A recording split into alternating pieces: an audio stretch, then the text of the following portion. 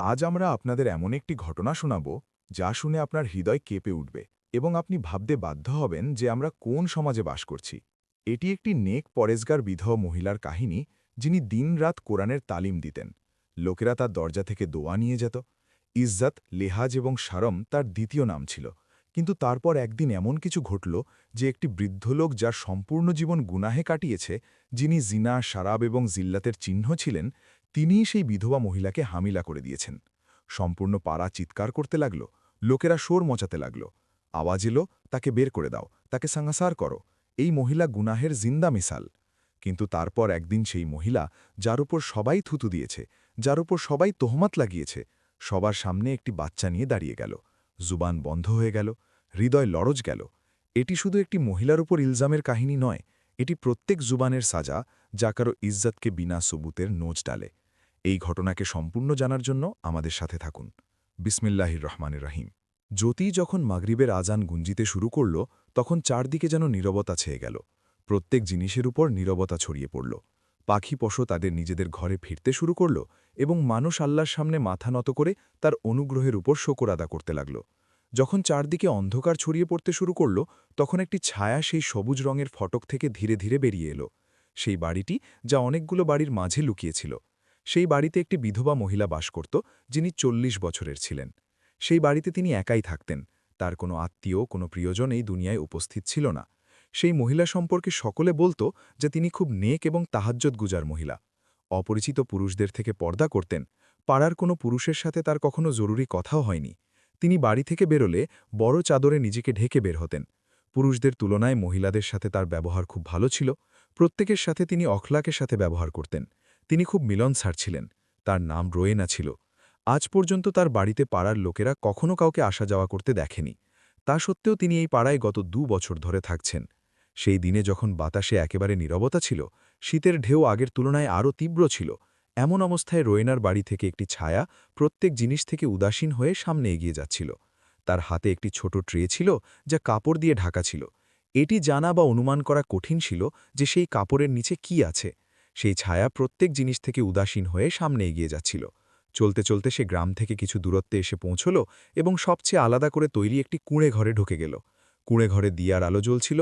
মাটিতে নোংরা কাপড়ে একটি বৃদ্ধ লোক শুয়ে ছটফট করছিল। নিজের শরীরকে সান্ত্বনা দিচ্ছিল। তার চোখ থেকে অশ্রু ঝরছিল। সে কাঁদতে কাঁদতে আল্লাহকে ডাকছিল, হে আল্লাহ, তুমি জানো যে আমি তোমার গুনহেগার বান্দা। এখন সব গুনাহ থেকে তওবা করেছি। আমি সেই সব খারাপ কাজগুলো ছেড়ে দিয়েছি। সেই সব রাস্তা থেকে পিছু হটে গেছি। কিন্তু তবুও এই লোকেরা আমাকে বাঁচতে দেয় না। বারবার আমাকে আমার অতীতের উল্লেখ করে এবং বারবার আমার অতীতের গুনাহের কারণে মারধর করে, আমাকে খারাপ বলে। হে আল্লাহ, তুমি তো জানো আমার মন সত্য। আমি এখন এই সব জিনিস থেকে দূরে সরে গেছি। সে কাঁদতে কাঁদতে আল্লাহকে ডাকছিল। যখন সেই ছায়া বৃদ্ধকে ডাকল, তার মুখ থেকে মধুরময় ধ্বনি উৎপন্ন হল এবং তারপর তিনি নিজের মুখ থেকে নেকাব সরিয়ে দিলেন। বৃদ্ধ যখন সেই দিয়ার ম্লান আলোয় সেই সুন্দর মুখের মহিলাকে দেখল, তখন তার চোখ ফটে গেল। সে নিজের জায়গায় উঠে বসল। বিস্ময়ের সাথে সেই আগত মহিলাকে দেখতে লাগল, যিনি বাড়তে থাকা বয়সের মহিলা ছিলেন, কিন্তু তবুও তিনি খুব সুন্দর ছিলেন। তার মুখে যেন দৃষ্টি থমকে যায়। তার লম্বা চোখের পাতা, ফর্সা মুখ, বড় বড় কালো চোখ একবার দেখলে দেখতে থাকা লোকদের থামতে বাধ্য করে। বৃদ্ধ বিস্ময়ের সাথে তাকে দেখছিল যে সেই মহিলা কে এবং এই সময় তার কুঁড়েঘরে কেন এসেছেন। যখন সেই মহিলার মুখ থেকে ধ্বনি বের হল, তিনি নিজের পরিচয় দিলেন, তখন বৃদ্ধ আরও বেশি বিস্মিত হল, কারণ সেই মহিলা রোয়েনা ছিলেন, যার সম্পর্কে সকলে নেক মহিলা বলে উল্লেখ করত। তিনি এত নেক মহিলা, এই সময় তার কাছে কি করতে এসেছেন? বৃদ্ধ প্রশ্নসূচক দৃষ্টিতে দেখল। তখন সেই মহিলা বলতে লাগলেন, আমি জানি যে আপনি খুব ক্ষুধার্ত। আপনি সকাল থেকে কিছু খাননি। আপনাকে লোকেরা মারছিল, আপনার সাথে খারাপ ব্যবহার করছিল। আমি সেখান থেকে যাচ্ছিলাম। এই সব আমি নিজের চোখে দেখেছি, নিজের কানে শুনেছি। আমি আপনার মুখে অনুতাপ দেখেছি, আপনার চোখে কষ্ট দেখেছি। আমি অনুমান করেছি যে আপনি সেই সময় খুব কষ্টে আছেন। লোকেদের ব্যবহার এবং আন্দাজ আপনাকে খুব দুঃখ দিচ্ছে। আমি আপনার সম্পর্কে জিজ্ঞাসা করেছি, তখন জানতে পেরেছি যে গ্রামের লোকেরা আপনাকে খারাপ চরিত্রের এবং মাতাল বৃদ্ধ বলে। রোয়েনার কথা শুনে সেই বৃদ্ধ লোক ফুটফুট করে কাঁদতে লাগল। বলতে লাগল, আমাকে বছরগুলো কেটে গেছে এই সব গুনাহ ছেড়ে। আমি এই সব ভুলে যেতে চাই, নিজের অতীতের কালো ছায়া থেকে বেরিয়ে আসতে চাই। কিন্তু এই লোকেরা না আমাকে কিছু বলতে দেয় না, না সেই কালো ছায়াকে আমার থেকে দূর যেতে দেয়। আমি খুব পরেশান, খুব দুঃখী। রোয়েনা তার কাছে গিয়ে বসলেন। বলতে লাগলেন, আপনি খাবার খেয়ে নিন, বাকি কথা পরে করব। রোয়েনার হাতে খুব স্বাদ ছিল। সেই বৃদ্ধ লোক স্বাদ নিয়ে খাবার খেতে লাগল। কতকাল পর সে এত সুস্বাদু ঘরের খাবার খেয়েছে। খাবার খাওয়ার পর সে আল্লাহর শকর আদা করতে লাগল। রোয়েনা বলতে লাগলেন, আপনি এখানে একা কেন থাকেন? আপনার বাকি পরিবারের লোকেরা আহলুয়াল কোথায় আছেন? আপনি সকলের থেকে এত আলাদা কেন থাকেন? বৃদ্ধ গভীর নিঃশ্বাস নিল। বলতে লাগল, যৌবনে আমিও একটি নেক মহিলার সাথে বিয়ে করেছিলাম, কিন্তু সেই সময় আমি যৌবনের নেশায় মত্ত ছিলাম।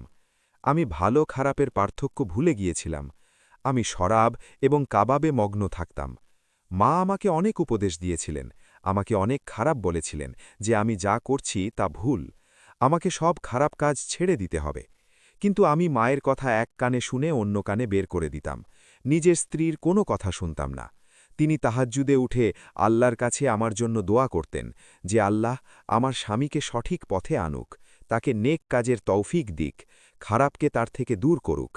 আমি জেনে অজান হয়ে গিয়েছিলাম। আমার জীবনে কত মহিলা এসেছে, আমি তাদের সাথে ভালো সময় কাটাতাম, এবং তারপর যখন আমার তাদের থেকে মন ভরে যেত তখন আমি তাদের ছেড়ে দিতাম, এবং তারপর নতুন প্রজাপতির খোঁজে মগ্ন হয়ে যেতাম। আমি হালাল ছেড়ে হারাম খাওয়ার অভ্যেস করে ফেলেছিলাম। হারাম রিজুকও ঘরে আনতে লাগলাম। ঘরে টাকা পয়সা ধনের ছড়াছড়ি ছিল, কিন্তু তা সত্ত্বেও যেন আমার জীবন থেকে সুখ শান্তি শেষ হয়ে গিয়েছিল। প্রত্যেক সময় একটি খলিশ, একটি অস্থিরতা আমার হৃদয়কে ঘিরে রাখত। মাও মারা গেলেন, এবং তার সাথে আমার জীবন থেকে যেন স্নেহময় হাতও উঠে গিয়েছিল। ধীরে ধীরে স্ত্রীর ব্যবহারও পরিবর্তন হতে লাগল। তিনি আমার এই কাজগুলো থেকে খুব হতাশ হয়ে গিয়েছিলেন। তিনিও একটি নেক মহিলা, নিজের মতো নেক লোকের সাথে বিয়ে করতে চেয়েছিলেন। আমার মতো উবাস তার নসিবে লেখা হয়ে গিয়েছিল। তিনি নিজের বাড়ির লোকদের কাছে অভিযোগ করতেন, আমাকে পথে আনার অনেক চেষ্টা করেছিলেন। একদিন যখন আমি অর্ধরাতে একটি সুন্দরীর সাথে ভালো আনন্দময় সময় কাটিয়ে শরাবের নেশায় মত্ত হয়ে ঘরে এলাম, তখন আমার স্ত্রী আমার কলার ধরে ফেললেন। আমার কাছে প্রশ্নোত্তর করতে লাগলেন, আমার কাছে জিজ্ঞাসা করতে লাগলেন যে শেষ পর্যন্ত এই সব কতকাল চলবে? আমি কবে এই সব খারাপগুলো ছাড়ব? কবে তাকে স্ত্রীর হিসাবে গ্রহণ করব? আমি তাকে জোরে ধাক্কা দিলাম। তিনি মাটিতে পড়ে গেলেন, তার কপাল থেকে রক্ত বইতে লাগল। কিন্তু তিনি সাহস হারাননি। তিনি দ্বিতীয়বার আমার কাছে এলেন, আমার পায়ে বসে আমাকে বলতে লাগলেন, আপনি এই সব জিনিস ছেড়ে দিন, খারাপ থেকে বেরিয়ে আসুন, আমি আপনাকে নিজের জীবন ধ্বংস হয়ে যাওয়া দেখতে পারি না। তখন আমি খুব রাগে চলে এলাম। তার কথা আমার উপর পড়ে গিয়ে তাকে ৩টি তালাকের শব্দ বলে দিলাম, এবং অর্ধরাতে তাকে ধাক্কা দিয়ে ঘর থেকে বের করে দিলাম। তিনি কাঁদতে থাকলেন, চিৎকার করতে থাকলেন, আমার কাছে ভিক্ষা চাইতে থাকলেন। অর্ধরাতে আমাকে ঘর থেকে বের করবেন না, আমি একটি শরীফ মহিলা, আমি কোথায় যাব? কিন্তু আমি নিজের স্থির কোনো কথা শুনলাম না, তাকে ঘর থেকে বের করে দিলাম। তারপর থেকে আমার উপর যেন ধ্বংস এবং বরবাদির পথ খুলে গিয়েছিল। আমি যে কাজই সোজা করতাম তা উল্টো হয়ে যেত। প্রত্যেক কাজে আমাকে লোকসান সহ্য করতে হতো। একদিন যখন আমি একটি তবায়েফের কোঠায় ছিলাম, তার সাথে জীবনের রঙিনতা থেকে আনন্দ উপভোগ করছিলাম, তখন পুলিশ সেখানে ছাপা মারল। বাকি লোকদের সাথে সাথে আমাকেও ভিজা হাতে ধরে ফেলল। আমি জেলে এসে বন্দী হয়ে গেলাম। এখন আমি খুব পারেশান ছিলাম, কি করব, এই জেল থেকে বাইরে কিভাবে বেরোব? তারপর নিজের এক বন্ধুর সাহায্যে আমি এই জেল থেকে বাইরে বেরোতে সফল হলাম, কিন্তু আমাকে এর জন্য নিজের অনেক টাকা খরচ করতে হয়েছিল, নিজের গাড়িও বিক্রি করতে হয়েছিল। তবেই জেল থেকে আমার মুক্তি মিলল। হওয়া উচিত ছিল যে তারপর আমি সঠিক পথে চলে আসতাম, নিজের সব ভুল ছেড়ে দিতাম, গুনাহ থেকে তওবা করতাম, আল্লাহর সামনে সত্য হৃদয়ে মাথা নত করে সুজদায় যেতাম। আমার হৃদয় পরিবর্তন হয়ে যেত, কিন্তু তা হয়নি। আমি এখনও অর্ধরাত পর্যন্ত ঘর থেকে বাইরে থাকতাম, সব রকমের আইয়াশিতে মগ্ন থাকতাম। ধীরে ধীরে আমার সব কিছু শেষ হয়ে যেতে লাগল, আমার জমি, টাকা পয়সা সব কিছু শেষ হয়ে গেল। কিন্তু তবুও আমি হোশের নখ নিলাম না। আমার বন্ধুরা আমাকে অনেক লুটেছে।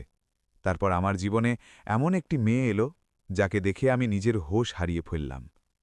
সে আমার জীবনে আসা প্রথম মেয়ে ছিল, যার প্রেমে আমি খুব খারাপভাবে পাগল হয়ে গিয়েছিলাম। আমি জানতাম যে সে ভালো মেয়ে নয়। আমার আগে তার অনেক লোকের সাথে সম্পর্ক আছে, অনেক লোকের সাথে প্রতিশ্রুতি, ওয়াদা, কসম খেয়েছে। কিন্তু তবুও আমি তার কথায় বিশ্বাস করতে লাগলাম। চোখ বন্ধ করে সেই সব শুনতাম। তার উপরই বিশ্বাস করতাম যা সে আমাকে বলত। এমনকি আমি নিজের ঘর, বাড়ি, সন্তান, সুখ, সম্পত্তি তার নামে করে দিলাম। হোশ তো আমার সেই দিনে এলো যখন সেই মেয়ে আমাকে আমারই ঘর থেকে বের করে দিল। যখন আমি নিজের মালিক হওয়ার দাবি দায়ের করলাম, তখন সে আমাকে পুলিশের হাতে তুলে দিল। আমি দ্বিতীয়বার নিজের সম্পর্ক ব্যবহার করার চেষ্টা করলাম, নিজের সব বন্ধুকে সাহায্যের জন্য ডাকলাম। কিন্তু এখন আমার কাছে না টাকা পয়সা ছিল, না সেই আগের মতো কথা ছিল, না বন্ধুদের কাছে এখন আমার থেকে কোনো জিনিসের লোভ ছিল। কত বছর ধরে আমি জেলে পৌঁছলাম, এবং তারপর যখন আমি জেল থেকে মুক্ত হয়ে বাইরে এলাম, তখন নিজের বয়সের কত দামি বছর আমি হারিয়ে ফেলেছিলাম। সকলে আমার আইয়াসির সম্পর্কে জানত। জেল থেকে বাইরে এলে বাইরের দুনিয়া আমার জন্য অচেনা হয়ে গিয়েছিল। আমি নিজের ঘরে গেলাম, কিন্তু এখন সেই ঘর অন্যের হাতে ছিল। সেই মেয়ে ঘর অন্যকে বিক্রি করে সেখান থেকে উধাও হয়ে গিয়েছিল। আমি এখন খালি হাতে রয়ে গেলাম।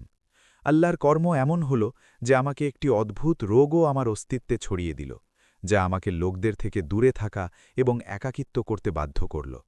ধীরে ধীরে আমি সেই সব জিনিস থেকে দূরে হতে লাগলাম, আল্লাহর কাছে আসতে লাগলাম। আমি চাইতাম যে আমি শ্রম করি, হক হালাল খাই, নিজের সব গুনাহের ভুলের প্রায়শ্চিত্ত করি, আল্লাহর কাছে কাঁদতে কাঁদতে মাফি চাই।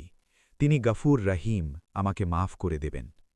কত বছর কেটে গেছে, আমি সকলের থেকে আলাদা করে এই জঙ্গলে এসে থাকতে লাগলাম। আমি নিজের অতীতকে ভুলতে চাই, নিজের সব গুনাহ, ভুল থেকে তওবা করতে চাই। কিন্তু এই দুনিয়ার লোকেরা না আমাকে বাঁচতে দেয়, না আমাকে সেই সব ভুলতে দেয়। এই বৃদ্ধ লোকের যখন এই কথাগুলো শেষ হল, তখন রোয়েনার চোখ থেকে অশ্রু ঝরতে লাগল। তার কাহিনীও তো সেই বৃদ্ধ লোকের সাথে মিলে যায়।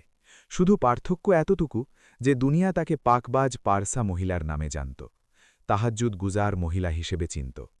তার অতীত কি ছিল? তার আসল কি ছিল, এটি তো শুধু রোয়েনাকে জানা ছিল। বাহ্যিকভাবে তিনি একটি সোজা সরল একাকী নেক ঘরোয়া খাতুন ছিলেন, যার দুনিয়ায় সামনে পিছনে কেউ ছিল না। রোয়েনা বৃদ্ধ লোককে বললেন যে আপনি শ্রম মজুরি করুন, যাতে আপনাকে একবেলা খাবারের জন্য কারো সামনে হাত পাততে না হয়। বৃদ্ধ লোক, যার নাম রহমান ছিল, বলতে লাগল, কি করব আমি? কেউ আমাকে কাজে রাখতে প্রস্তুত নয়। আমি যেখানেই যাই লোকেরা আমার মজা ওড়ায়, ছোট কথায় আমাকে মারে, আমাকে ধাক্কা দিয়ে সেখান থেকে বের করে দেয়। এখন কত বছর কেটে গেছে, আমি নিজের সব যৌবন কালো কাজে কাটিয়েছি। এখন আমার বুড়ো বয়স শুরু হয়েছে, কিন্তু তবুও লোকেরা আমাকে আমার যৌবনের উল্লেখ করে। তুমিই বলো আমি কি করব? রোয়েনা বলতে লাগলেন, আমি খুব ভালো খাবার রান্না করি, আল্লাহ আমার হাতে খুব স্বাদ রেখেছেন। আমি খাবার রান্না করে শহরে একটি দোকানে পাঠাই। যদি আপনি এই কাজ সামলান, খাবার আপনি শহরে গিয়ে বিক্রি করবেন, কোনো হোটেলে, কোনো দোকানে, এতে আমাদের দুজনের লাভ হবে। আমি আপনাকে আপনার অংশ দিয়ে দেব। এভাবে আমাদের দুজনের কাজ চলতে থাকবে। বৃদ্ধ লোককে এই কথা খুব পছন্দ হল। রোয়েনার হাতের স্বাদের সে নিজেও প্রভাবিত হয়েছে। তিনি রোয়েনার সাথে প্রতিশ্রুতি করলেন যে তিনি কাল থেকেই তার জন্য কাজ করবেন। পরের দিন যখন সেই বৃদ্ধ লোক রোয়েনার দরজায় দস্তক দিল, তখন আশপাশের সব লোকেরা নিজের দরজা থেকে গলা বাড়িয়ে বিস্ময়ের সাথে রহমানকে দেখল। আরে, তুমি একটি খারাপ চরিত্রের লোক, তুমি এখানে কি করতে এসেছ?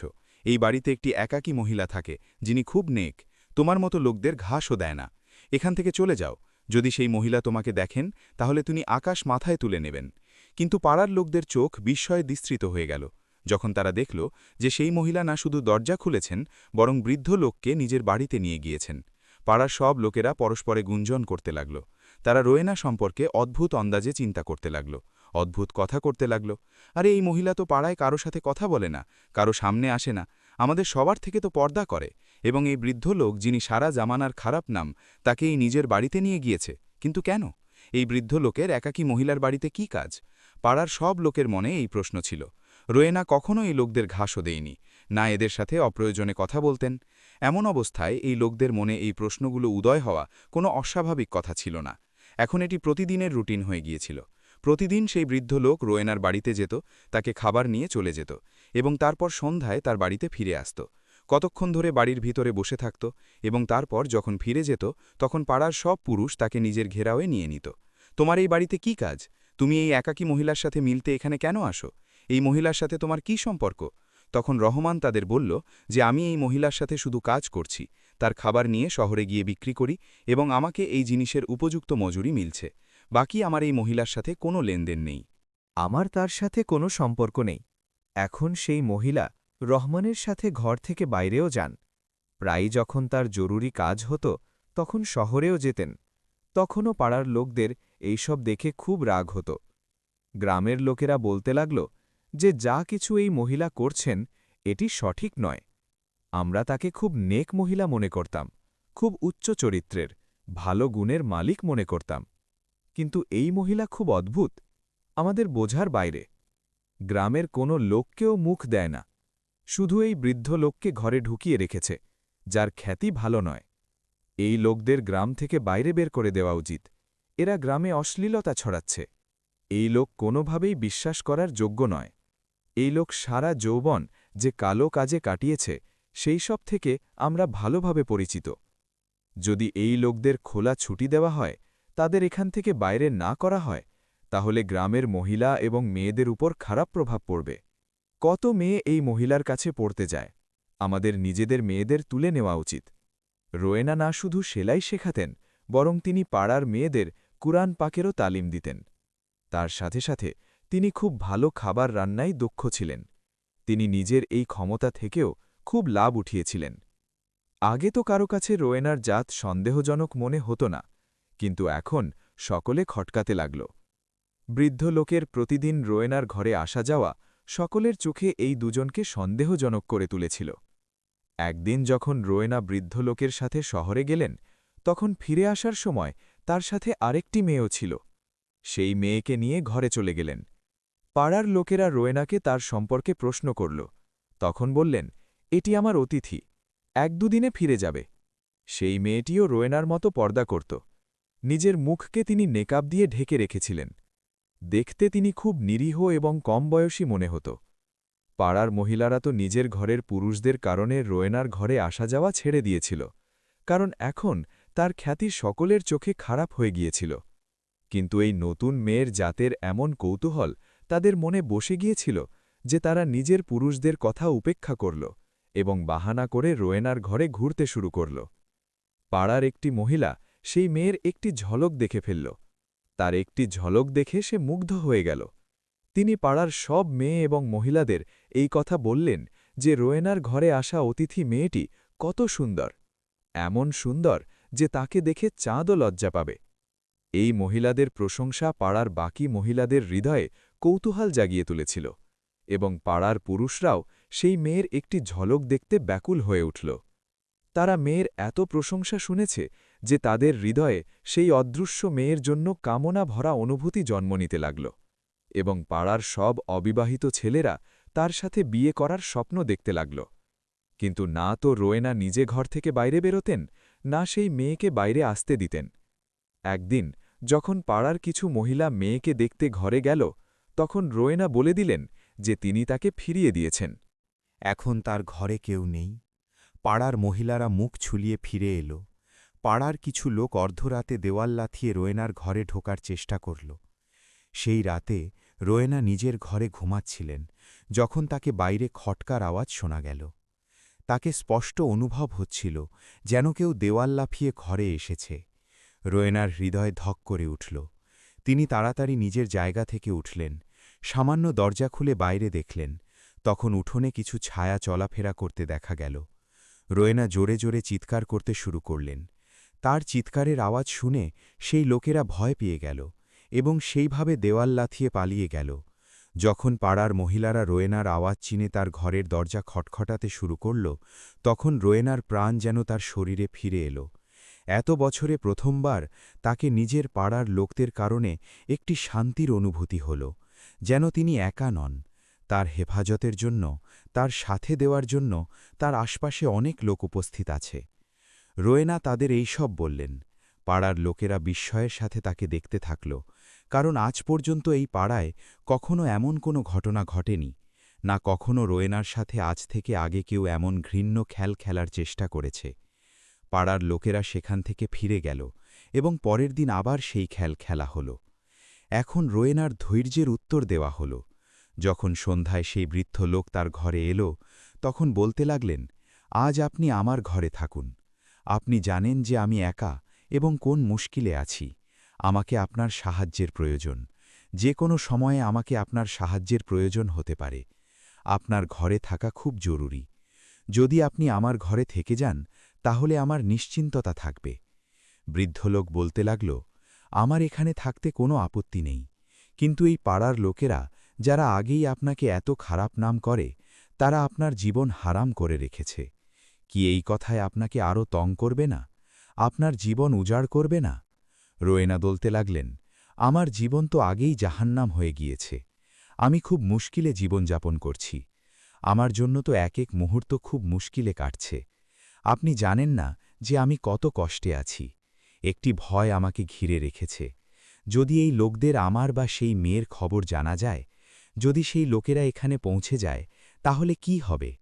আপনি জানেন না যে যখন এই প্রশ্ন আমার মনে আসে তখন ভয়ে আমার কি অবস্থা হয়।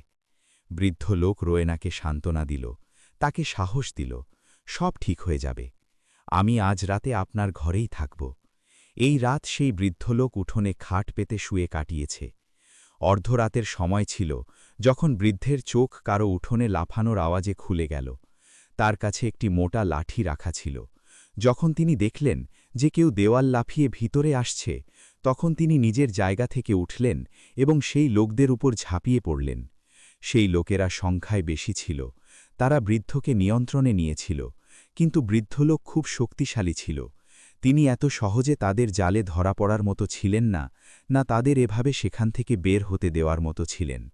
খুব মুশকিলে সেই লোকেরা নিজের প্রাণ বাঁচিয়ে সেখান থেকে পালিয়ে গেল। বৃদ্ধ লোক চেয়েও কারো মুখ দেখতে পারেনি। কিন্তু পরের দিনই সম্পূর্ণ পাড়ায় এই কথা ছড়িয়ে পড়ল যে বৃদ্ধ লোকের রোয়েনার সাথে কোনো চক্র চলছে। রোয়েনা পাড়ার মহিলাদের বললেন যে এমন কোনো কথা নেই যেমন লোকেরা চিন্তা করছে। এটি একটি অমূলক অভিযোগ। রোয়েনা এমন করার সম্পর্কে চিন্তাও করতে পারেন না। কিন্তু কেউ তার কথায় বিশ্বাস করেনি, বরং তার সব কথা হাসিতে উড়িয়ে দিয়েছে। পাড়ার মহিলারা বলতে লাগল, অরে যাও বেবি যাও, যেন আমরা জানি না যে এই লোক তোমার ঘরে কেন আসে, তার তোমার সাথে কি চক্র। এই লোক যিনি কত বছর ধরে খারাপ পথে চলছেন, যিনি সারা যৌবন ভুল কাজে কাটিয়েছেন, তিনি এখন এই বয়সে গিয়ে কোনো ভালো কাজ তো করবেন না। এবং তুমি যখন সকলের সামনে নেক হওয়ার নাটক করো, তখন এই লোকে এমন কি আছে যার জন্য তুমি নিজের নামধারী পরশাইকে দাওয়ে লাগিয়ে দিয়েছ? পাড়ার লোকেদের এই কথা তীর ছিল, এমন ছুরি যা রুয়েনার অস্তিত্বকে ছিঁড়ে ফেলছিল। তিনি চেয়েও তাদের কোনো কথার কোনো উত্তর দিতে পারেননি। তিনি নিজের হৃদয়ে চিন্তা করতে থাকলেন যে এই লোকেরা কিভাবে বিনা চিন্তায় আমার উপর এত বড় অভিযোগ লাগাতে পারে, কিভাবে এই লোকেরা অমূলক কথা ছড়াতে পারে। রোয়েনা সিদ্ধান্ত নিয়েছিলেন যে এখন তিনি কারো কথার পরোয়া করবেন না। তিনি এখন নিজের জীবন নিজের মর্জি অনুসারে জীবনযাপন করবেন। বৃদ্ধ লোক তাকে বলল, আমি এখান থেকে চলে যাই, লোকেরা তোমাকে ভুল বোঝে। কিন্তু রোয়েনা তাকে মানা করলেন, বলতে লাগলেন, আমাকে এই কথায় কোনো ফারাক পড়ে না যে কেউ আমার সম্পর্কে কি চিন্তা করে। যা আমাকে সঠিক লাগবে তা আমি করব। আপনি জানেন যে আমার উপর মুশকিল সময় আসতে চলেছে, আমাকে আপনার সাহায্যের প্রয়োজন। তখন বৃদ্ধ লোক তাকে একটি পরামর্শ দিল, বলতে লাগল, তুমি দাইকে ঘরে ডাকো, তাকে জিজ্ঞাসা করো যে কত সময় বাকি আছে। তোমার সান্ত্বনাও হয়ে যাবে, পরেশানিও কম হবে। বৃদ্ধ লোকের এই পরামর্শ রোয়েনাকে পছন্দ হল। বলতে লাগলেন, যদি আপনি নিজেই দাইকে ডেকে নিয়ে আসেন, আপনি জানেন যে আমি ঘর থেকে বাইরে কোথাও যাই না। যদি আপনি এই কাজ করেন তাহলে আমার উপর আপনার খুব বড় উপকার হবে। বৃদ্ধ লোক রোয়েনার কথায় সম্মতির ভঙ্গিতে মাথা নাড়ল এবং তারপর যখন তিনি দায়ের কাছে পৌঁছালেন এবং তাকে রোয়েনার অর্থ পৌঁছে দিলেন, তখন সেখানে গ্রামের কিছু মহিলাও ছিল যারা বৃদ্ধ লোকের কথা শুনেছে। তারা আঙুল মুখে রেখে দিল। বিস্ময়ের সাথে তাদের চোখ বিস্তৃত হয়ে গেল। তারা বলতে লাগল, যা আমরা চিন্তা করছিলাম তা সত্য। এই বৃদ্ধ লোকের রোয়েনার সাথে চক্র চলছে, তাই তো তিনি তার সন্তানের মা হতে চলেছেন। দাইকেও বৃদ্ধ লোকের কথা শুনে খুব অবাক হল। বলতে লাগল, দেখো মিয়া, তোমার কান্না এবং অনুরোধ দেখে তো আমি এটি মনে করেছিলাম যে তুমি পরিবর্তিত হয়ে গেছ। বয়সের মঞ্জিল অতিক্রম করার সাথে সাথে হয়তো তোমাকে আল্লাহ বোঝাপড়া দিয়েছেন, কিন্তু তুমি তো সেই রকমই আছো। কবরে তোমার অর্ধ পা ঝুলছে, কিন্তু তবুও তুমি গুণা থেকে দূরে আসছ না। এবং সেই মহিলা যিনি এত পর্ষা হয়ে থাকেন, আমাকে তার থেকে তো এমন আশা ছিল না। বৃদ্ধ লোককে রাগ এল, বলতে লাগল, আমার কথা কান খুলে শোনো। যে কথা আমার এবং তোমার মধ্যে হবে তা অন্য কাউকে জানা উচিত নয়। এই কাজের তোমাকে মুখ চাওয়া টাকা দেওয়া হবে। টাকার কথা শুনে দাইয়ের চোখ চমকতে লাগল। তাকে এই কথায় কোনো ফারাক পড়ে না যে তার কাছে আসা লোক কে, কেমন আছে এবং যে সন্তানকে তিনি দুনিয়ায় আনতে চলেছেন তা জায়েজ কি না জায়েজ। তিনি একটি লোভী মহিলা, যাকে শুধু টাকার সাথে মতলব। যিনি তাকে বেশি সংখ্যায় টাকা দেন তিনি তারই ভক্ত হয়ে যান। এখনও তিনি গ্রামের মহিলাদের উপেক্ষা করলেন। যাই হোক, তিনি তাকে এত পরিমাণ টাকা দিতে পারেন না যে পরিমাণের প্রতিশ্রুতি এই বৃদ্ধ লোক করেছেন। শুধু একটি কথার গোপনীয়তা করতে হবে। গোপনীয়তা করার নামে তাকে এত বড় পরিমাণ মিলবে, তাকে আর ভালো আর কি চাই। যখন তিনি রোয়েনার ঘরে এলেন এবং তার সব কথা শুনলেন, তখন তিনিও কিছুটা চমকে গেলেন। তাকেও এই কথার অনুমান ছিল না। কিন্তু সেই সন্তান কার কার তাকে কার কেস করতে হবে? এই কথায় দায়ীর কোনো লেনদেন নেই। নিজের টাকা নিয়ে তো তিনি সাইডে হয়ে যাওয়া লোকদের মধ্যে। তিনি রোয়েনাকে বলে দিলেন যে এখনও 1 মাস বাকি আছে, 1 মাস পরই সেই সন্তান এই দুনিয়ায় আসবে। তখন তিনি তার একটি ডাকে এখানে এসে যাবেন। যখন রোয়েনাকে সাহায্যের প্রয়োজন হবে, তখন দায়ীকে তিনি নিজের কাছে পাবেন। রোয়েনা দায়ীর শুকর আদা করলেন এবং তাকে কিছু পরিমাণ দিলেন। বলতে লাগলেন, এই পরিমাণ আমি আপনাকে অ্যাডভান্সে দিচ্ছি, বাকি টাকা আমি আপনাকে কাজ হওয়ার পর দেব, এবং আপনি আমার উপর বিশ্বাস রাখুন, আমি আপনার সাথে কোনো ধোঁকা করব না। যে আমার আপনার সাথে কথা হয়েছে, আমি সেই কথায় পুরোপুরি উত্তীর্ণ হব। দাইয়ের তো চোখ খুশিতে চমকতে লাগল। রোয়েনা তাকে এত বড় পরিমাণ দিয়েছেন যা তিনি 3 মহিলা থেকে নিতেন। দাই খুশি খুশি নিজের ঘরে ফিরে এলো। তখন তার ঘরে তো মহিলাদের জমায়েত লেগেছিল। মহিলারা বলতে লাগল, অরে দাইমা, বলো তো কি বলল রোয়েনা তোমাকে? তিনি মা হতে চলেছেন কি? কি তার সেই বৃদ্ধ লোকের সাথে চক্র চলছে? আমাদের তো আগে থেকেই সন্দেহ ছিল, দালে কিছু কালো নিশ্চয় আছে। এই মহিলা কত মাসুম, কিভাবে সকলের সামনে শরীফ এবং মিষ্টি হয়ে থাকেন, কিন্তু দেখো ভিতর থেকে কত নোংরা। কি তিনি ফুল ফুটিয়েছেন? দাই বলতে লাগল, আরে চুপ হও তোমরা সব লোক, কেমন কথা করছো?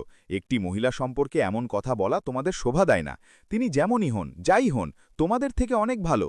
তোমাদের কে অধিকার দিয়েছে তার সম্পর্কে গুনাগার হওয়ার ফতোয়া দেওয়ার? মহিলারা বলতে লাগল, আরে দাইমা, তুমিও তো আমাদেরই মতো একটি মহিলা, তুমিও তো কাল পর্যন্ত তাকে খারাপ বলতে, তোমার চোখে তিনিও গুনাগার ছিলেন, কিন্তু আজ এমন কি হয়েছে যে তোমার চোখে রোয়েনা তার মহব্বতের পট্টি বেঁধে দিয়েছেন? তিনি এমন কোন মন্ত্র তোমার উপর পড়ে ফুঁকেছেন যে তোমাকে তার ছাড়া কেউ ভালো মনে হচ্ছে না, বরং আমরা সব তোমাকে গুনাগার এবং ভুল মনে হচ্ছে? দায়ী তাদের সাথে বিতর্ক করা উচিত মনে করেনি। তার চোখের সামনে তো সেই নোট ঘুরছিল যা তিনি রোয়েনা থেকে নিয়ে এসেছেন। তার পরের অনেক দিন ভালোভাবে কাটতে চলেছে। তিনি তাড়াতাড়ি 1 মাস কাটার অপেক্ষা করতে লাগলেন। 1 মাস কাটলে বাকি পরিমাণও তার হাতে এসে যাবে। যখন গ্রামের বাকি লোকদের হাতে একটি খুব গুরুত্বপূর্ণ বিষয় এসে গিয়েছে, সকলে রহমান এবং রোয়েনা সম্পর্কে নানা রকমের কথা তৈরি করতে লাগল। গ্রামের লোকদের যৌথ সিদ্ধান্ত ছিল যে এই গুনাগার জানি লোকদের এই পাড়া থেকে বাইরে বের করে দেওয়া উচিত। তারা ইমাম সাহেবের কাছে গেল, রাগে বলতে লাগল, ইমাম সাহেব, আপনি রোয়েনা এবং এই বৃদ্ধ লোক রহমানকে গ্রাম থেকে বের করার সিদ্ধান্ত করুন। আমাদের হুকুম দিন যে আমরা এই দুজনকে পাথর মেরে মেরে সংগসার করি। ইসলাম তো জিনার এই সাজা নির্ধারিত করেছে, আপনি বলুন আমরা এদের সাথে কি ব্যবহার করি? ইমাম সাহেব বলতে লাগল, কেমন কথা করছো তোমরা? যতটা আমি এই মহিলাকে জানি, তিনি তো খুব নেক। আমার কাছে তিনি কোরআন পাকের তালিম গ্রহণ করেছেন। তিনি তো নিজের কাজে কাজ রাখা মহিলা, তিনি ভালো করে কোনো গুনাহা করতে পারেন? গ্রামের লোকেরা বলতে লাগল, আরে ইমাম সাহেব, আপনাকে আমাদের কথায় বিশ্বাস নেই তো? আপনি দাইমা থেকেই জিজ্ঞাসা করুন। রোয়েনা তাকে নিজের ঘরে ডেকেছেন, তিনি হামিলা, সন্তানের মা হতে চলেছেন। আপনি নিজে বলুন, সেই মহিলা যিনি এখানে গ্রামে কত বছর ধরে থাকছেন, তিনি নিজেকে বিধবা বলেন। তার ঘরে কখনো কাউকে আসা যাওয়া দেখা যায়নি। একটি এই রহমান তার ঘরে আসা যাওয়া করে, রাতেও তারই ঘরে থাকে। তো এই কথা থেকে স্পষ্ট প্রমাণিত হয় যে রহমান এবং রোয়েনার মধ্যে চক্র চলছে, এবং এই সন্তানও রহমানেরই। তিনি নাজায়েজ সন্তান। আপনি আমাদের হুকুম দিন, আমরা এই দুজনকে সংগসার করি। ইসলাম তো এই হুকুম দেয়, আমাদের ইসলামের উসুল অনুসারে আমল করা উচিত। ইমাম সাহেব বলতে লাগল, তোমাদের কি জানা আছে যে কারো ওপর অমূলক তহমত লাগানোর লোকদের ওপর ইসলাম কি সাজা নির্ধারিত করেছে? এখন গ্রামের লোকেরা নীরব হয়ে গেল। কারো কাছে ইমাম সাহেবের কথার কোনো উত্তর ছিল না। ইমাম সাহেব বলতে লাগল, যদি কোনো মহিলার ওপর খারাপ চরিত্রের অভিযোগ লাগানো হয়, তো তার জন্য 4টি সাক্ষী পেশ করা হয়। আমাকে সেই 4টি সাক্ষী এনে দাও যারা নিজের চোখে এই দুজনকে গুনাহ করতে দেখেছে। এখন গ্রামবাসীদের যেন সাপ গিলে ফেলেছে, কারণ তাদের মধ্যে তো কেউ রহমান এবং রোয়েনাকে কোনো গুনাহের কাজ করতে দেখেনি। কিন্তু তারা এখনও হার মানার লোকদের মধ্যে ছিল না। বলতে লাগল, ইমাম সাহেব, আপনি নিজে এই মহিলা থেকে জিজ্ঞাসা করুন যে এই সন্তান কার, তিনি কার সন্তানের মা হতে চলেছেন। কি তিনি নিজের স্বামীর মৃত্যুর পর দ্বিতীয় নিকাহ করেছেন? যদি এমন হয় তো তিনি গ্রামবাসীদের থেকে মিথ্যা কেন বলেছেন? নিজেকে বিধবা হিসেবে কেন পরিচয় দিয়েছেন? তার স্বামী কোথায়? আজ পর্যন্ত গ্রামে কেউ তার স্বামীকে কেন দেখেনি? ইমাম সাহেব বলতে লাগল, এই সব প্রশ্নের উত্তর তো সেই মহিলাই দিতে পারেন, বা সেই বৃদ্ধ লোক। আমি তো শুধু এটি জানি যে যতক্ষণ আমার সামনে 4টি সাক্ষী পেশ না করা হয় ততক্ষণ না তো আমি এদের সম্পর্কে কোনো ভুল কথা বলতে পারি, না এদের ওপর তহমত লাগাতে পারি, না আমি তোমাদের কথায় বিশ্বাস করতে পারি, এবং না তো আমি এই লোকদের বাজ করার জন্য এখানে ডাকতে পারি। কালকে যদি তোমরা কোনো অন্য শরীফ মহিলার ওপর অমূলক অভিযোগ লাগাতে শুরু করো তো কি আমি তোমাদের কথায় বিশ্বাস করব? আমি ইসলামের উসুল অনুসরণ করা লোক, কোরআন ও হাদিস অনুসারে আমি এই মসলার সমাধান করব। গ্রামের লোকেরা নীরবে ইমাম সাহেবের কাছ থেকে উঠে নিজ নিজ ঘরে চলে গেল। তাদের ইমাম সাহেবের সিদ্ধান্ত পছন্দ হয়নি। তারা খুব রাগে ছিল এবং নিজ নিজ ভাবে রোয়েনা এবং বৃদ্ধ লোক থেকে প্রতিশোধ নেওয়ার উপায় চিন্তা করছিল। না জানি সেই লোকদের রাগ কোন কথায় ছিল, এই কথায় যে তারা রোয়েনার ওপর হাত সাফ করতে পারেনি। আজ আমরা আপনাদের এমন একটি ঘটনা শোনাব যা শুনে আপনার হৃদয় কেঁপে উঠবে এবং আপনি ভাবতে বাধ্য হবেন যে আমরা কোন সমাজে বাস করছি। এটি একটি নেক পরহেজগার বিধবা মহিলার কাহিনী, যিনি দিন-রাত কোরআনের তালিম দিতেন। লোকেরা তার দরজা থেকে দোয়া নিয়ে যেত। ইজ্জত, লিহাজ এবং শরম তার দ্বিতীয় নাম ছিল। কিন্তু তারপর একদিন এমন কিছু ঘটল যে একটি বৃদ্ধ লোক, যার সম্পূর্ণ জীবন গুনাহে কাটিয়েছে, যিনি জিনা, শরাব এবং জিল্লাতের চিহ্ন ছিলেন, তিনিই সেই বিধবা মহিলাকে হামিলা করে দিয়েছেন। সম্পূর্ণ পাড়া চিৎকার করতে লাগল, লোকেরা শোর মচাতে লাগল। আওয়াজ এলো, তাকে বের করে দাও, তাকে সঙ্গসার করো, এই মহিলা গুনাহের জিন্দা মিসাল। কিন্তু তারপর একদিন সেই মহিলা, যার উপর সবাই থুতু দিয়েছে, যার উপর সবাই তহমত লাগিয়েছে, সবার সামনে একটি বাচ্চা নিয়ে দাঁড়িয়ে গেল, জুবান বন্ধ হয়ে গেল, হৃদয়ে লড়জে গেল। এটি শুধু একটি মহিলার উপর ইলজামের কাহিনী নয়, এটি প্রত্যেক জুবানের সাজা, যা কারো ইজ্জতকে বিনা সুবুতের নোজ ডালে। এই ঘটনাকে সম্পূর্ণ জানার জন্য আমাদের সাথে থাকুন। বিসমিল্লাহির রহমানির রহিম। তিনি সেই লোকদের ঘাস দেননি এই কথায় যে সেই বৃদ্ধ লোক তাদের থেকে জিতে গিয়েছে। একটি এত সুন্দর মহিলাকে তিনি নিজের নিয়ন্ত্রণে করে নিয়েছেন, যিনি কারো সাথে কথা বলতে পছন্দ করেন না। গ্রামের সব পুরুষ বলতে লাগল, জানি না সেই লোকের কাছে এমন কোন জাদু আছে যে মহিলারা তার জন্য পাগল হয়ে যায়। যৌবনে তো গ্রামের সব সুন্দর মহিলাদের তিনি নিজের পিছনে পাগল করে রেখেছিলেন, এবং এখন বুড়ো বয়সে হওয়া সত্ত্বেও গ্রামের সবচেয়ে সুন্দর মহিলা তারই নিয়ন্ত্রণে আছে। কিছুদিনের জন্য তো গ্রামের লোকেরা নীরব হয়ে গিয়েছিল। বৃদ্ধ লোক তো প্রায়ই ঘর থেকে বাইরে বের হতে দেখা যেত, জিনিসপত্র তুলে শহরে যেত এবং তারপর ঘরে ফিরে আসত। কিন্তু রোয়েনা কখনো কারো সামনে আসেননি। তিনি তো যেন পর্দায় বসে গিয়েছিলেন। পাড়ার মহিলারা যদি তার ঘরে যায়, দরজা খটখটায়, তাহলে তিনি দরজা খোলা থেকে অস্বীকার করতেন, বলতেন, আমি আপনাদের সাথে কোনো কথা বলতে চাই না, না আপনাদের সাথে কোনো সম্পর্ক রাখতে চাই। আপনারা দয়া করে এখান থেকে চলে যান। যাই হোক, ঘরে আসার পর আপনাদের কোনো নতুন কথা নিয়ে আমার ওপর নতুন অন্দাজে তোহমাত লাগাতে হবে। আমি এই সব কথায় খুব তং হয়েছি এবং আপনাদের মতো লোকদের থেকে আমি দূরে থাকতে চাই। তার স্পষ্ট অস্বীকারে পাড়ার মহিলাদের আরও বেশি রাগ আসত। রোয়েনা এখন নিজের ঘরকে আগের থেকে বেশি নিরাপদ করে নিয়েছিলেন। ঘরের দেওয়ালগুলো খুব উঁচু করে দেওয়া হয়েছিল। ছাদে তো উঁচু উঁচু 4 দেওয়াল তৈরি করা হয়েছিল। এখন কেউ তার ঘরের দেওয়াল লাফিয়ে ঘরে ঢোকার চেষ্টা করতে পারত না। এখনও তার সেই রুটিন ছিল যেন তাকে গ্রামের লোকদের তাদের কথায় কোনো ফারাকি পড়ে না।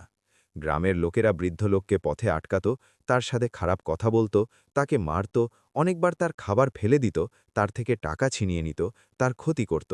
কিন্তু তিনি তাদের ব্যবহারে কোনো কথা বলতেন না, তাদের কোনো কথায় কোনো উত্তর দিতেন না। নীরবে ঘরে যেতেন, সব কথা রোয়েনাকে বলতেন, তাহলে তিনি মাথা নিচু করে নিতেন, বলতেন, এখন সব বিষয় আল্লাহর ওপর ছেড়ে দিন। আল্লাহ আমাদের অবস্থা দেখছেন, তিনি জানেন যে আমাদের নিয়ত পরিষ্কার, আমাদের হৃদয় মনে একে অপরের জন্য কোনো ভুল কথা নেই। আল্লাহর জাত সবচেয়ে ভালো ইনসাফ করা। এখন গ্রামের লোকদের বিষয় আল্লাহর ওপর ছেড়ে দিন। এখন 1 মাসের সময় কেটে গিয়েছিল। একদিন দায়ী রোয়েনার পাড়ার মহিলাদের সামনে বলে দিল যে সন্তানের জন্মের সময় কাছে, তিনি 1-2 দিনে রোয়েনার ঘরে চলে যাবেন, এবং তারপর এই কথাও জঙ্গলের আগুনের মতো ছড়িয়ে পড়ল। লোকেরা একবার আবার ইমাম সাহেবের কাছে পৌঁছে গেল। বলতে লাগল, ইমাম সাহেব, সেই মহিলা একটি নাজায়েজ সন্তানকে জন্ম দিতে চলেছেন। আপনি আমাদের হুকুম দিন, আমরা সেই সন্তানকে সেই মহিলার সাথে শেষ করে দিই। এই সব শুনে ইমাম সাহেবকে খুব রাগ এলো। বলতে লাগল, তোমরা এই কথা কিভাবে বলতে পারো যে তিনি একটি নাজায়েজ সন্তান? গ্রামের লোকেরা বলতে লাগল, যদি তা নাজায়েজ না হয়, এই দুজনে নিকাহ করেছেন, তো তিনি এই কথা প্রমাণ কেন করেন না? আপনি কি এই দুজনের নিকাহ পড়িয়েছেন? যদি আপনি না পড়িয়ে থাকেন, তো তারপর গ্রামের কোনো অন্য লোক এই ফরাজ আঞ্জাম দিয়েছে। যে লোক এই দুজনের নিকাহ করিয়েছে তিনি সামনে আসুন, এবং এদের সম্পর্ককে জায়েজ এবং হালাল প্রমাণ করার যুক্তি দিন। ইমাম সাহেব বলতে লাগল, হতে পারে তারা নিকাহ গ্রাম থেকে বাইরে গিয়ে করেছেন, এবং তোমরা এই কথা কিভাবে বলতে পারো যে সেই সন্তান সেই বৃদ্ধ লোকের? হতে পারে যে রোয়েনার স্বামী জীবিত এবং তিনি কোনো মজবুরিতে এই গ্রামে না আসেন, তিনি তাকে লুকিয়ে লুকিয়ে মিলেন। তোমরা কারো জীবন সম্পর্কে এত বড় কথা কিভাবে বলতে পারো যতক্ষণ তোমরা তার সম্পর্কে কিছু সঠিকভাবে না জানো? গ্রামের লোকেরা বলতে লাগল, যদি এমন কোনো কথা হতো তো আমাদের চোখ থেকে লোকানো না থাকত। বৃদ্ধ লোক ছাড়া কখনো কেউ তার ঘরে যায়নি।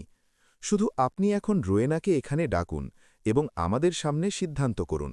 যদি তো তিনি নিজের সম্পর্ককে জায়েজ প্রমাণ করতে সফল হন তো আমাদের এই লোকদের সাথে কোনো লেনদেন নেই, কিন্তু যদি তিনি নিজের মিথ্যাকে সত্য প্রমাণ করতে না পারেন তাহলে আমরা এই দুজনকে মেরে সাজা দেব।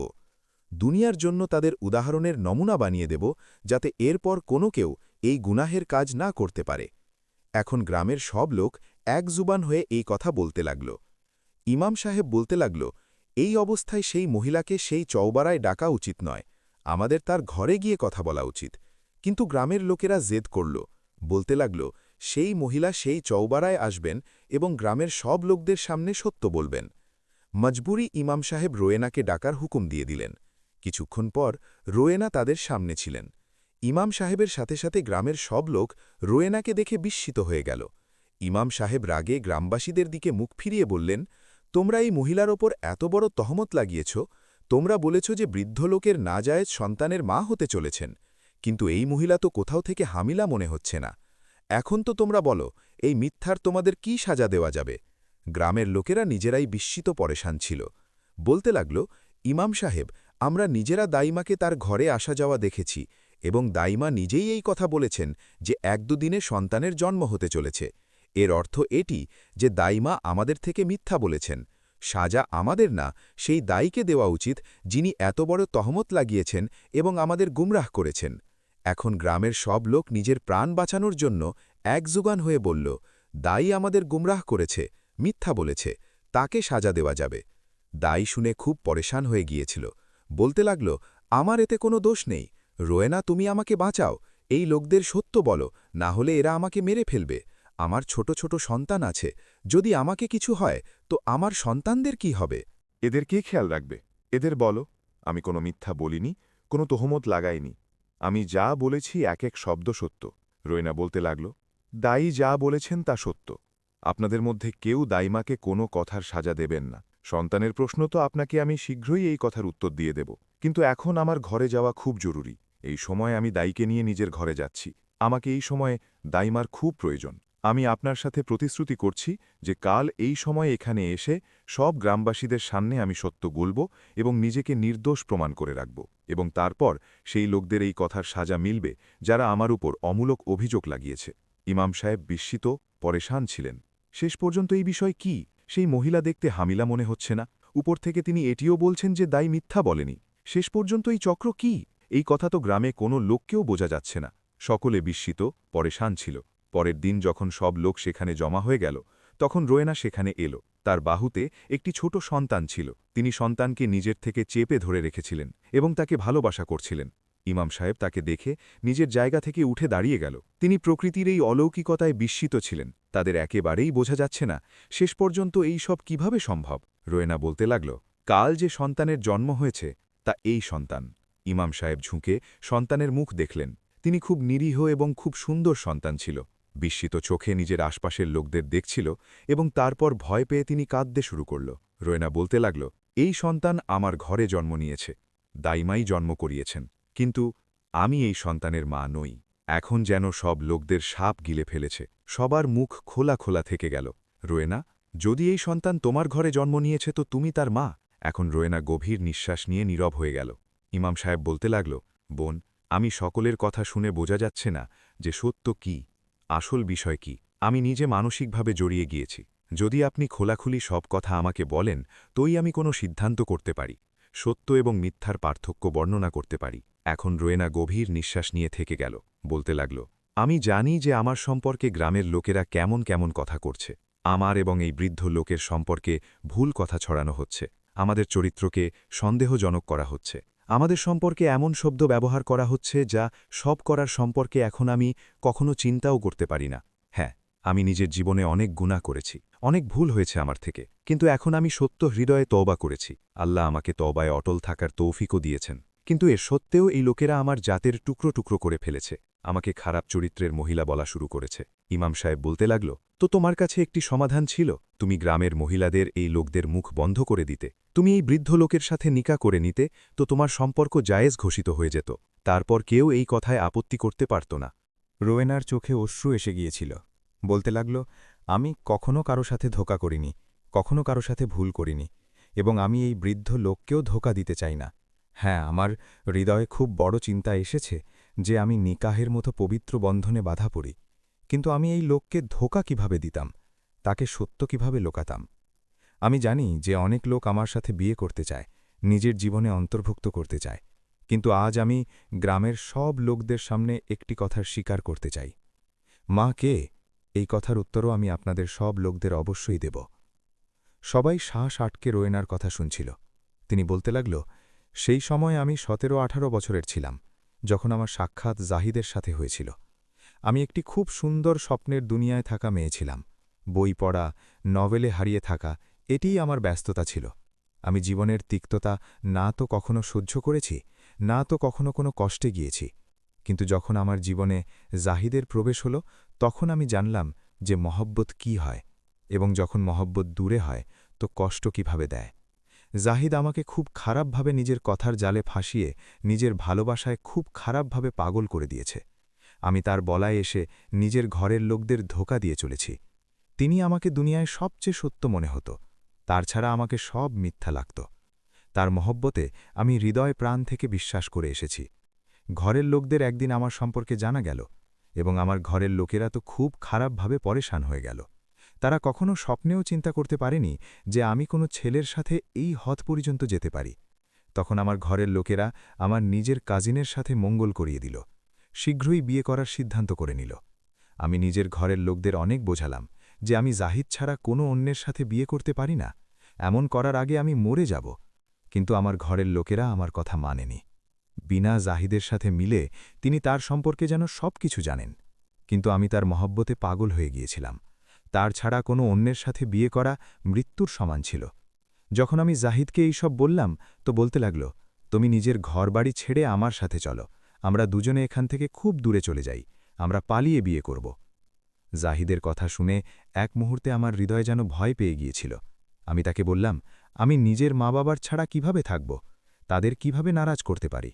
বলতে লাগল, আরে তুমি চিন্তা কেন করো, মা বাবা নিজের সন্তান থেকে বেশি সময় নারাজ থাকতে পারে না। তুমি শুধু নিজের মা বাবার সম্পর্কে চিন্তা করো, শুধু আমার এবং নিজের সম্পর্কে চিন্তা করো, দেখো বিয়ের পর সব ঠিক হয়ে যাবে। আমি তার কথায় এসে গেলাম, তার বলায় ঘর থেকে সব গয়না এবং টাকা তুলে পালিয়ে তার কাছে চলে এলাম।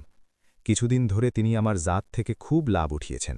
আমি তাকে বারবার নিকাহ করার বলতাম, কিন্তু তিনি আমার কথা যেন নাকের উপর থেকে মাছির মতো উড়িয়ে দিয়েছেন, এবং তারপর একদিন আমাকে একটি কোঠায় গিয়ে বিক্রি করে দিয়েছে, যেখানে আমি প্রতিদিন বিক্রি হতাম, প্রতিদিন জিততাম, প্রতিদিন মরতাম। এমন জীবন থেকে তো মৃত্যু ভালো ছিল। আমি প্রতিদিন কাঁদতে কাঁদতে আল্লাহর কাছে নিজের গুনাহের মাফি চাইতাম, তার থেকে সাহায্য চাইতাম, দোয়া করতাম যে এই জাহান্নাম থেকে আমাকে স্বাধীনতা মিলুক। এবং তারপর একদিন কোনোভাবে আমাকে সেখান থেকে পালানোর সুযোগ মিলে গেল। আমি লুকিয়ে লুকিয়ে সেই গ্রামে চলে এলাম, এবং একটি নতুন পরিচয় সাথে এই গ্রামে থাকতে লাগলাম। যে ঘরে আমি থাকছি তা একটি বিধবা মহিলার ঘর ছিল। তিনি দুনিয়ায় একা ছিলেন, না তার কোনো সন্তান ছিল, না কোনো কাছের সম্পর্ক। আমি তাকে নিজের সম্পর্কে সব কিছু সত্য বলেছিলাম। তিনি আমার ওপর দয়া করেছেন, তিনি আমাকে নিজের মেয়ে বানিয়ে নিয়েছেন, এবং এই ঘর, নিজের জমি আমার নামে করে দিয়েছেন। ধীরে ধীরে আমি নিজের অতীতকে ভুলতে লাগলাম।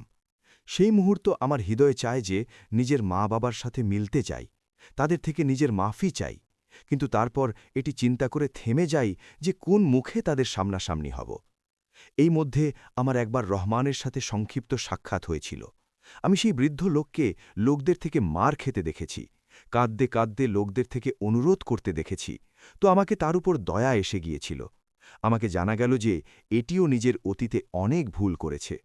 সেই লোকের চোখে আমাকে লজ্জা মনে হয়েছিল, তখন আমাকে লোকদের উপর খুব রাগ এসেছিল যে সেই লোক যিনি নিজের ভুলে গুনাহে অনুতপ্ত, না জানি তিনি আল্লাহর কাছে কতবার কাঁদতে কাঁদতে নিজের গুনাহ থেকে মাফি চেয়েছেন, কিন্তু গ্রামের লোকেরা তাকে মাফ করতে প্রস্তুত নয়। তখন আমি সেই লোকের সাহায্য করার সংকল্প করলাম এবং তাকে নিজের সাথে কাজে লাগালাম, যাতে তিনি কারো সামনে হাত পাতা থেকে বাঁচতে পারেন এবং রিজকে হালাল থেকে নিজের রোজগার অর্জন করতে পারেন। কিন্তু ধীরে ধীরে গ্রামের লোকেরা আমাদের দুজনের সম্পর্কে ভুল কথা করা শুরু করল। এই কথা আমার কানে পৌঁছত। অনেকবার আমার হৃদয় চায় যে আমি লোকদের মুখ বন্ধ করে দিই, সেই লোকের সাথে নিকাহ করে নিই। সেই লোকও আমাকে দুবার নিকাহের প্রস্তাব দিয়েছেন, কিন্তু আমি নীরবতায় শান্তি জেনেছি, কারণ আমি সেই লোককে ধোঁকা দিতে পারি না, তাকে সত্য বলতে পারি না। সত্য না বলে নিকাহ করা আমার জন্যে অসহ্য অপরাধ ছিল। গ্রামের লোকেরা নীরবে রোয়েনার কথা শুনছিল। ইমাম সাহেবের চোখে অশ্রু ছিল। বলতে লাগল, বোন, ভুল তো প্রত্যেক মানুষ থেকে জীবনে হয়ে যায়। মানুষ সেই হয় যিনি নিজের ভুলে অনুতপ্ত হন, সেগুলো থেকে শিক্ষা নেন, আল্লাহর কাছে নিজের ভুলের গুনাহের মাফি চান, সত্য হৃদয়ে তওবা করেন এবং এই কথার প্রতিশ্রুতি করেন যে তিনি দ্বিতীয়বার এমন কোনো গুনাহ করবেন না, এমন কোনো ভুল করবেন না যা তাকে অনুতাপের সমুদ্রে ফেলে দেয় এবং যার প্রায়শ্চিত্ত করারও তাকে কখনো সুযোগ না মিলে। কিন্তু তোমাকে নিজের ভুলের অনুভূতি আছে? আল্লাহর কাছে দোয়া করব যে তিনিও তোমার গুনাহ মাফ করে দেন। গ্রামের লোকেরা বলতে লাগল, তা সব ঠিক আছে, কিন্তু আমাদের এটি বলো, এই সন্তান কার? তোমার এই সন্তানের সাথে কি সম্পর্ক? যদি এটি তোমার এবং এই বৃদ্ধ লোকের সন্তান না হয় তো তার মা কে? এবার রোয়েনা গভীর নিঃশ্বাস নিল। বলতে লাগল, আমি একবার যখন রহমানের সাথে শহরে কিছু জিনিস কেনার জন্য গিয়েছিলাম, তখন আমি একটি মেয়েকে দেখলাম যার পিছনে কিছু গুন্ডা লেগেছিল। আমি মেয়ের সাহায্য করলাম, তাকে চুপি চুপি নিয়ে একটি দেয়ালের আড়ালে হয়ে গেলাম। যখন সেই লোকেরা সেখান থেকে চলে গেল, তো তখন আমি মেয়েকে জিজ্ঞাসা করলাম, এরা কে লোক? এবং মেয়ের কাহিনী শুনে আমাকে খুব দুঃখ হল। তার নাম সোয়া ছিল এবং তিনিও আমার মতো একটি বোকা মেয়ে ছিল, ঘর থেকে পালানো মেয়ে ছিল, যিনি একটি ছেলের কথার জালে ফেসে নিজের ঘর থেকে পালিয়ে তার মোহাব্বাতে বিশ্বাস করে স্বপ্নের প্রাসাদ তৈরি করার জন্য অর্ধরাতে ঘর থেকে বেরিয়ে দাঁড়িয়েছিল। কিন্তু সব সময়ের মতো তার প্রিয়জনও তাকে ধোঁকা দিয়েছে, তাকে গ্রহণ করার পরিবর্তে তাকে ব্যবহার করেছে এবং তারপর নিজের বন্ধুদের হাতে তুলে দিয়েছে। সেই মেয়ে কোনোভাবে সেখান থেকে পালিয়ে বেরিয়ে এসেছে এবং এখন সে আমার সামনে দাঁড়িয়ে কাঁদতে কাঁদতে নিজের নির্যাতিতের গল্প শোনাচ্ছিল। আমি মেয়েকে নিয়ে নিজের ঘরে চলে এলাম। আমাকে এই কথার ভয়ও ছিল যে সেই লোকেরা কোথাও এখানে না পৌঁছে যায়। যদি সেই লোকেরা আসে তো মেয়েকে বাঁচানো আমার জন্য সম্ভব না থাকত। তখন আমি এই কথা চিন্তা করলাম যে সেই মেয়েকে সকলের থেকে লুকিয়ে রাখি, কাউকে তার সম্পর্কে কিছু না বলি। একটিই উপায় যেটি নিরাপদ থাকতে পারে। এই জন্য আমি সকলের থেকে মিথ্যা বললাম যে আমি মেয়েকে ফিরিয়ে দিয়েছি, কিন্তু বাস্তবে তিনি আমার ঘরের সবচেয়ে শেষের ঘরে লুকিয়ে থাকছিলেন। আমি তাকে সারা দুনিয়ার চোখ থেকে লুকিয়ে রেখেছি। এই সন্তান সেই মেয়ের। তিনি নিজের প্রিয়জনের ধোঁকা, তার মিথ্যা ভালোবাসার চিহ্ন নিয়ে এই ঘরে এসেছিলেন। একবার তো আমার হৃদয়েও এই চিন্তা এসেছে যে আমি এই চিহ্নকে শেষ করে দিই, এই সন্তানের হত্যা করে দিই, কিন্তু তারপর এইটি চিন্তা করে আমি থেমে গেলাম যে আমি একটি নিরীহ ছোট প্রাণের হত্যা নিজের মাথায় কেন নিই? এই সবে এই সন্তানের কি দোষ? এই সন্তান সেই মেয়ের। আমি এই সন্তানের মা মতো অবশ্যই, কিন্তু আমি তার মা নই। এইটি আমার কাহিনী, যা আজ আমি আপনাদের সামনে খুলে বর্ণনা করে দিয়েছি। রোয়েনার কথা শেষ হল তো গ্রামের সব লোকদের মাথা লজ্জায় ঝুঁকে গিয়েছিল। না তো কোনো কথা বলার যোগ্য ছিল, না মাথা তোলার যোগ্য ছিল। ইমাম সাহেব ক্লান্ত পায়ে নিজের জায়গা থেকে উঠলেন। বলতে লাগল, তোমাদের লজ্জা আসা উচিত একটি মহিলার উপর অমূলক অভিযোগ লাগিয়ে। আমি তোমাদের আগেও এই কথা বলেছিলাম যে যতক্ষণ কোনো মহিলাকে ভুল কাজ করতে নিজের চোখে না দেখো, যতক্ষণ তার জন্য 4টে সাক্ষী নিয়ে না আসো, ততক্ষণ তার সম্পর্কে না ভুল কথা বলতে পারো, না ভুল গুজব ছড়াতে পারো। কিন্তু তোমরা আমার কথা মানোনি এবং দেখো কত বড় গুনাহের তোমরা অপরাধী হয়েছ। এই মেয়ে থেকে অতীতে যে কোনো ভুল হয়েছে তা এইটি জানে এবং তার রব জানে। আমরা লোকেরা অন্যদের ভুল এবং গুনাহে খোদা হয়ে যাই। রহমান, যিনি এখন অনেক বয়স কাটিয়েছেন, যাকে এখন গিয়ে নিজের ভুল এবং গুনাহের অনুভূতি হয়েছে, যদি তিনি নিজের গুনাহে অনুতপ্ত, যদি তিনি শরীফ জীবন কাটাতে চান, তো তোমরা এই কথায়ও খুশি হও না। বারবার তাকে তার গুনাহের অনুভূতি দাও, যাতে তিনি দ্বিতীয়বার নিজের সেই অতীতে হারিয়ে যান। আল্লাহ তো নিজের বান্দাদের গুনাহ মাফ করে দেন, চাহে তিনি কত গুনাহ করে আল্লাহর সামনে কেন না যান। যখন বান্দা একবার কাঁদতে কাঁদতে আল্লাহর কাছে নিজের গুনাহের মাফি চায়, তো নিজের বান্দাকে মাফ করতে মুহূর্তেরও দেরি লাগে না।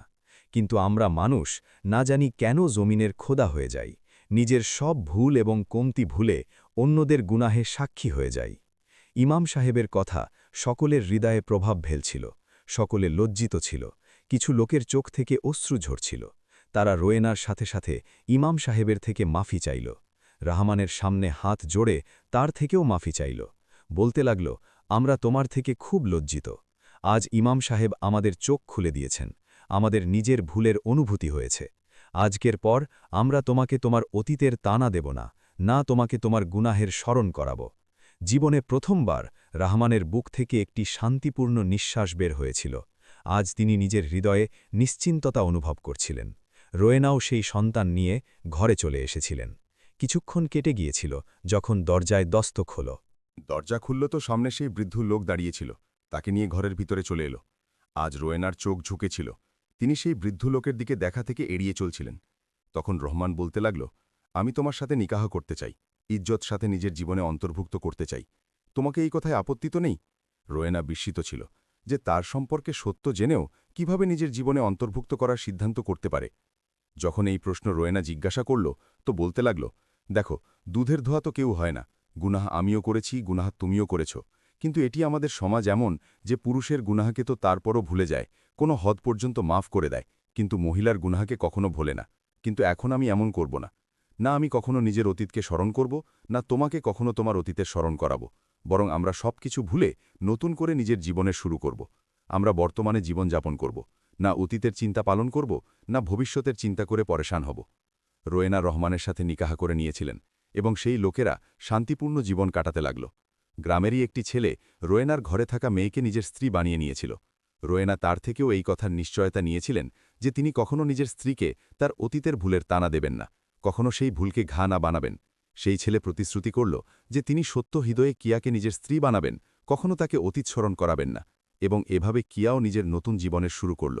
তাদের স্বামীদের হৃদয়ে আল্লাহ তাদের জন্য মহব্বত এবং সহানুভূতি জন্মিয়ে দিয়েছেন, এবং তিনি আল্লাহর শকর আদা করতে করতে ক্লান্ত হন না, যিনি তাদের সব গুনাহের সত্ত্বেও জীবনের সব সুখ এবং ইজ্জত থেকে ধনী করে দিয়েছেন।